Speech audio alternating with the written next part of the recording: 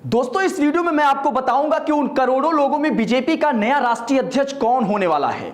क्या अखिलेश यादव के पीडीए की वजह से योगी आदित्यनाथ की कुर्सी खतरे में है, और साथ में यह भी कि क्या नया बीजेपी का राष्ट्रीय अध्यक्ष मिलते ही योगी आदित्यनाथ की कुर्सी छिन जाने वाली है, और प्रधानमंत्री नरेंद्र मोदी को लेकर उनके राष्ट्रपति चुनाव लड़ने की चर्चा अचानक इतनी जोर क्यों पकड़ रही है। क्या प्रधानमंत्री रिटायर होने वाले हैं? ये तमाम चीजों का विश्लेषण इस वीडियो में है।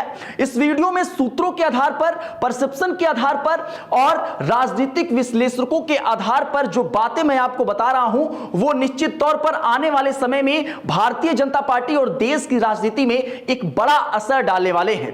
क्योंकि ये वीडियो जो है वो कई तथ्यों पर आधारित है जो आपको ये सोचने पर मजबूर कर देगा कि उत्तर प्रदेश में जिस तरीके से पीडीए बनाम ठाकुरवाद चल रहा है और केंद्र की राजनीति में जिस तरीके से राष्ट्रीय अध्यक्ष चुनने को लेकर बीजेपी में मंथन हो रहा है, वो चीजें बड़ी पेचीदी हो गई हैं। और बीजेपी के लिए राष्ट्रीय अध्यक्ष का पद चुनना या राष्ट्रीय अध्यक्ष चुनना एक टेढ़ी खीर बन चुकी है। तो इस वीडियो को शुरू से समझाने की कोशिश करते हैं। सबसे पहले आप यह समझिए कि अखिलेश यादव पिछले दिनों जो है प्रयागराज में गए और प्रयागराज में एक प्रेस कॉन्फ्रेंस की। उस प्रेस कॉन्फ्रेंस में जो मुख्य बातें निकल के आई, वो उन्होंने पुलिस अधिकारियों के आंकड़े रखे कि किस थाने पर जो है कौन है, वहां पर यादव है, वहां पे ठाकुर है, और उन आंकड़ों ने पूरे प्रदेश में भूचाल ला दिया।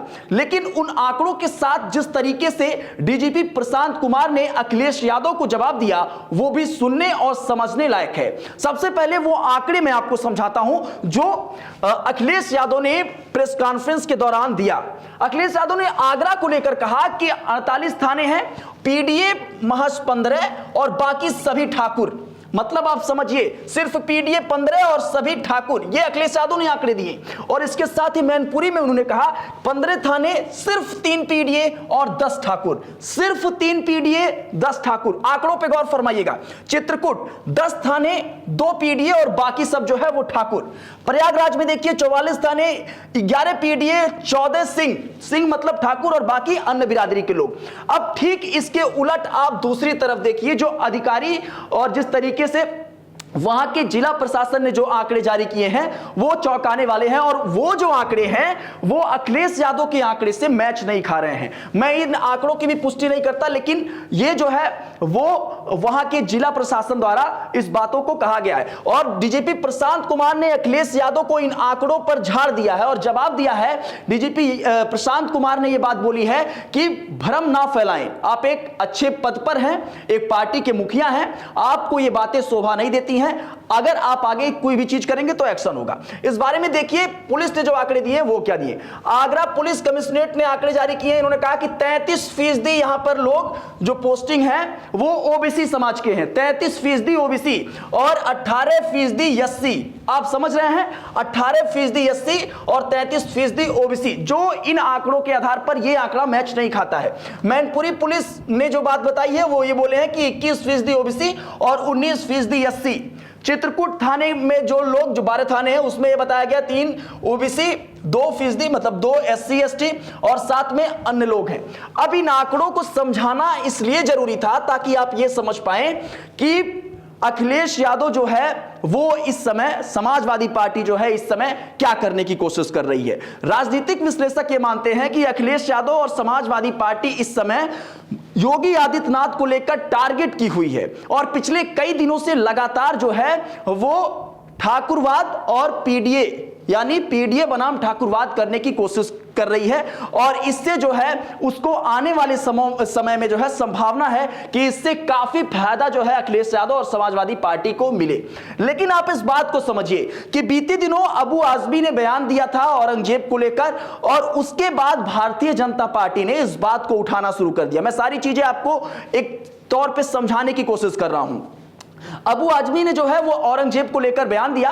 औरंगजेब को लेकर जब बयान दिया गया तो भारतीय जनता पार्टी ने इसको ऐसे परोसने की कोशिश की जैसे ये पूरा मुद्दा जो है वो हिंदू मुस्लिम में बन जाए। बहुत हद तक ये सारी चीजें 10-15 दिन तक चली भी, लेकिन जैसे ये मामला खत्म हुआ या फिर अभी खत्म नहीं हुआ था, उसके जस्ट बाद ही ये मामला लालजी सुमन के राणा सांगा वाले बयान पर आकर अटक गया। और इसीलिए इस स्लाइड में मैंने सबसे पहले हेडिंग डाला है कि हिंदू मुस्लिम से शुरू हुई लड़ाई दलित बनाम ठाकुर तक आई। ये समझने की कोशिश करिएगा, क्योंकि ये सारे तथ्य समझा के मैं आपको उस कड़ी से जोड़ने की कोशिश कर रहा हूं कि राष्ट्रीय अध्यक्ष बनने के बाद योगी आदित्यनाथ के साथ क्या होने वाला है। समझने की कोशिश करिए। अबू आजमी का बयान आता है औरंगजेब पर, उसके बाद सारा मामला जो है वो हिंदू मुस्लिम हो जाता है। उसके जस्ट बाद लालजी सुमन का बयान आता है। लालजी सुमन के बयान आने के बाद राणा सांगा पर पूरे क्षत्रिय समाज, करड़ी सेना और क्षत्रिय संगठन जो है वो एक होकर इस बयान का जो है वो विरोध करने लगते हैं।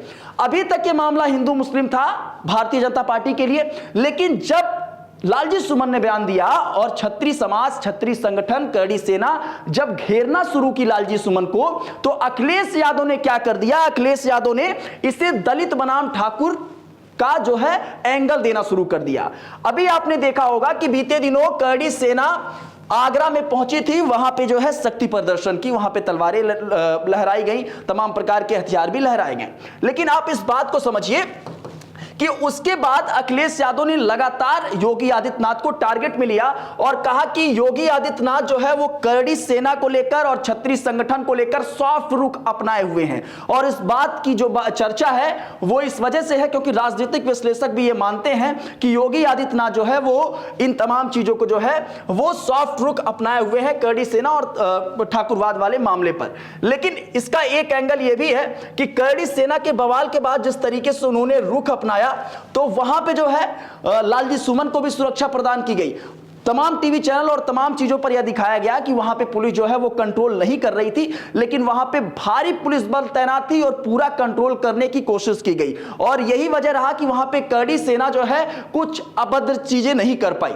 अब आगे आपको चीजें समझाने की कोशिश करते हैं। योगी आदित्यनाथ का करड़ी सेना को लेकर सॉफ्ट कॉर्नर, अखिलेश का दलित सांसद के साथ खड़ा होना, और उसके बाद करड़ी सेना जब वहां पर पहुंची, तमाम शक्ति प्रदर्शन की, और उससे पहले ही लगातार अखिलेश यादव दलित सांसद यहां लालजी सुमन का जो है वो समर्थन करते हुए नजर आ रहे हैं। और ये पहली बार नहीं है, ये लगभग एक महीने से ये सारी चीजें जो है वो चल रही हैं। अखिलेश यादव जगह जगह पर जाकर सरकार पर ठाकुरवाद का आरोप लगा रहे हैं और जैसा कि आपने बीते दिनों देखा, वो अलग अलग जगहों पर आगरा जाकर, प्रयागराज जाकर, अलग अलग जगह पर प्रेस कॉन्फ्रेंस के जरिए इस बात को टारगेट करने की कोशिश कर रहे हैं कि योगी जी जो है वो ठाकुरवाद कर रहे हैं। दो चीजें मैं आपको समझाने की कोशिश करता हूं। 2024 में सुल्तानपुर लूटकांड हुआ था, मंगेश यादव की एनकाउंटर हुआ था।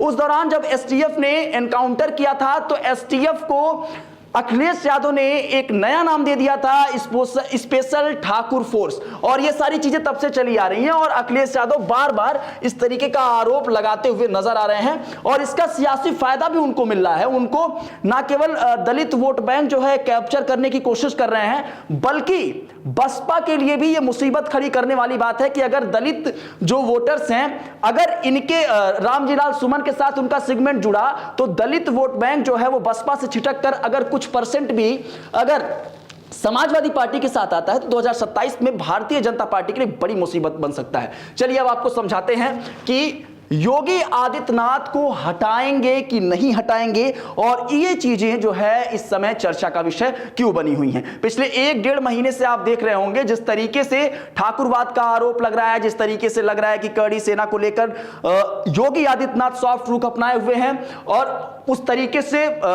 टाइट कॉर्नर जिस तरीके से उनकी छवि बनी हुई है हिंदुत्व नेता की, वो जो है ज्यादा असर डाल रही है इस पूरे राजनीति में। सबसे पहले समझिए कि क्या योगी आदित्यनाथ हटेंगे या नहीं हटेंगे। अमित शाह और मोदी को ले लिया जाए तो ये दो चीजों जो सूत्र बताते हैं, जो राजनीतिक विश्लेषक बताते हैं, जो संकेत होते हैं, वो ये है कि अमित शाह और मोदी योगी आदित्यनाथ को हटाना चाहते हैं। इसका कारण मैं आपको आगे बता रहा हूं। और मोदी और शाह मोहन भागवत को मतलब आरएसएस को यह बात बता चुके हैं कि योगी आदित्यनाथ की वजह से जो है वो दलित और पिछड़ा वोट बैंक जो है वो उत्तर प्रदेश से खिसक रहा है और आने वाले चुनाव में उसका बड़ा असर पड़ सकता है। 2027 में अगर योगी जीते तो अमित शाह के लिए खतरा हो सकता है और इसीलिए अमित शाह और मोदी नहीं चाहते कि योगी आदित्यनाथ अब कंटिन्यू करें।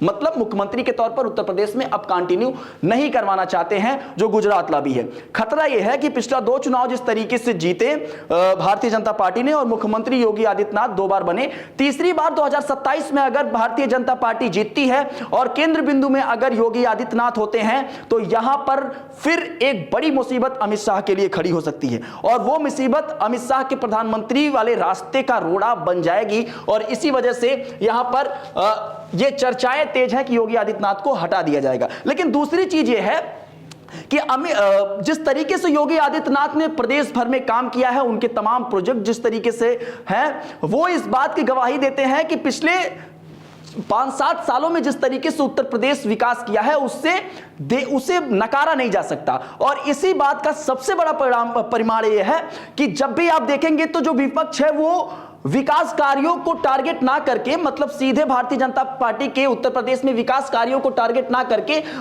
या तो वो हिंदू मुस्लिम एंगल लाएगा या तो वो जो है जिस तरीके से अभी चीजें चल रही हैं पीडीए बनाम ठाकुरवाद लाएगा, क्योंकि उनके पास वो मुद्दा नहीं है कि विकास के रूपरेखा पे जो है वो योगी आदित्यनाथ को घेरा जा सके। दूसरी चीज समझिए, दलित और पिछड़े में योगी की वजह से गलत संदेश जा रहा है और इस बात को मोदी और अमित शाह सोचते हैं कि दलित और पिछड़ों में योगी आदित्यनाथ को लेकर गलत संदेश जा रहा है।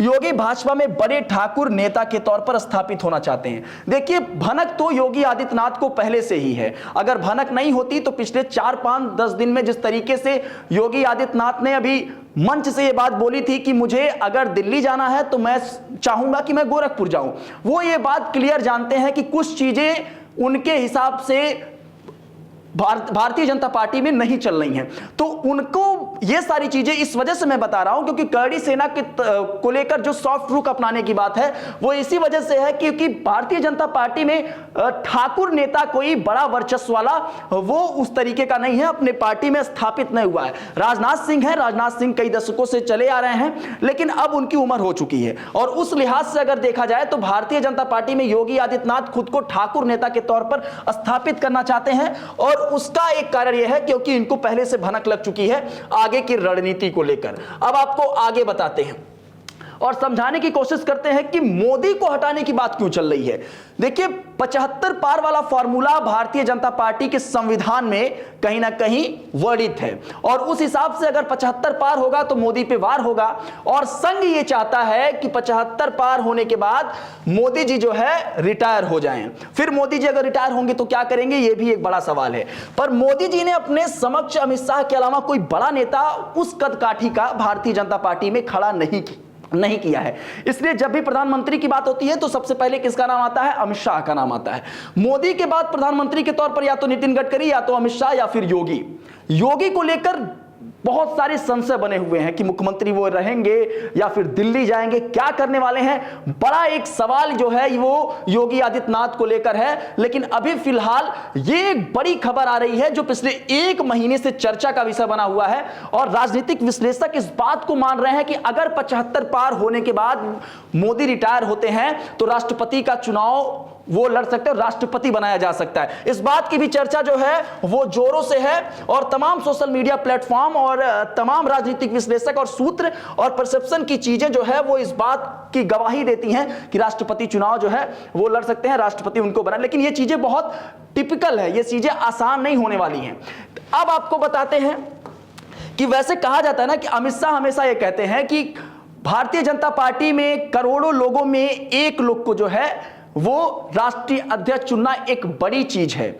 अगर आप कांग्रेस की बात कर ले तो वो उनका आरोप यह है कि कांग्रेस में एक ही परिवार के लोग जो है वो राष्ट्रीय अध्यक्ष बनते हैं। अगर आप सपा की बात कर ले तो एक ही परिवार की बात वो करते हैं। अगर आप लालू प्रसाद यादव की पार्टी की बात कर ले तो वो एक ही परिवार की बात करते हैं। तो ये आरोप जो है वो हमेशा से अमित शाह लगाते आए हैं। लेकिन जब भारतीय जनता पार्टी की बात आती है तो एक स्पष्ट संदेश जाता है कि वो करोड़ों कार्यकर्ताओं के बीच किसी एक को प्रतिनिधित्व देना ये एक बड़ी चीज है। लेकिन अब आपको बताते हैं कि वो 3 नाम, और ये 3 नाम आप लिख लीजिएगा, यही 3 नाम में से कोई एक नाम होने वाला है राष्ट्रीय अध्यक्ष की रेस में सबसे आगे और इन 3 नाम में से कोई एक नाम फाइनल हो सकता है जो तमाम राजनीतिक विश्लेषक ये बात मान रहे हैं और इन्हीं 3 के नाम पर जो है मोहर लगने वाली है। चलिए आपको बताते हैं। सबसे पहला मनोहर लाल खट्टर, पूर्व मुख्यमंत्री, ये केंद्रीय ऊर्जा मंत्री हैं इस समय।